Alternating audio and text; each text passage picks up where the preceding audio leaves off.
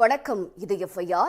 நாட்டின் பல்வேறு இடங்களில் நிகழ்ந்த குற்றங்கள் மற்றும் அதன் பின்னணி பற்றிய தொகுப்புகளை இப்போது பார்க்கலாம்.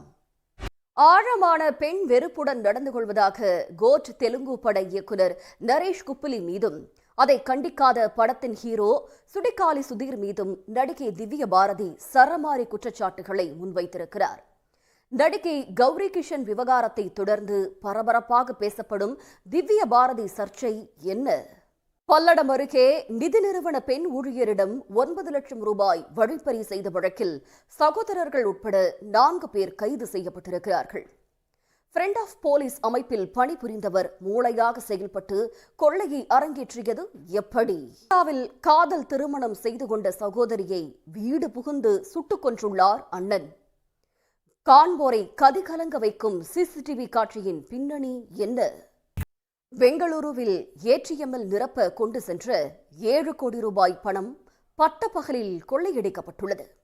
நகர் முழுவதுமாக CCTV கேமராக்கள் இருந்தும் துணிகர கொள்ளை அரங்கேற்றப்பட்டது எப்படி? திருவண்ணாமலை அருகே கணவரை இரும்பு கம்பி கட்டையால் அடித்தே கொன்றுவிட்டு தற்கொலை நாடகமாடியுள்ளார் மனைவி. தாயுடன் சேர்ந்து நடித்தவர் சிக்கியது எப்படி? தொடர்வது சிறிய இடைவேளை. கிருஷ்ணகிரி அருகே நண்பரை கொன்று வீட்டு வளாகத்தில் புதைத்த துணி வியாபாரி கைது செய்யப்பட்டிருக்கிறார். 5 நாட்களுக்கு பிறகு சடலத்தை தோண்டி எடுத்து சாலையில் வீசி நாடகமாடியவர் சிக்கியது எப்படி? 10ஆம் வகுப்பு படித்து வந்த சிறுவன் மெட்ரோ ரயில் நிலையத்தில் இருந்து குதித்து தற்கொலை செய்து கொண்ட வழக்கில் பள்ளி முதல்வர் உட்பட 4 மீது வழக்கு பதியப்பட்டிருக்கிறது. சிறுவனின் தற்கொலை கடிதத்தில் குறிப்பிடப்பட்டிருக்கும் அதிர்ச்சி தகவல்கள் என்னென்ன?